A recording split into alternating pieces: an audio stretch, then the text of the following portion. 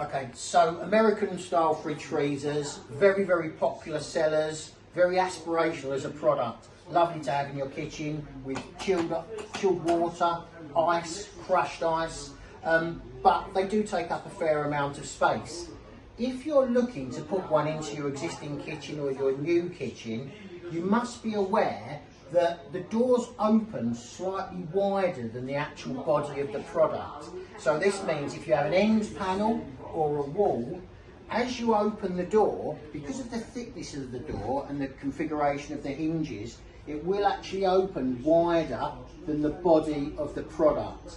So therefore, you either need to leave some space so that the doors don't bind as they open, or if you don't have end panels or walls, the body of the fridge freezer is designed that it's 60 centimetres to this point, to the front of the body of the machine.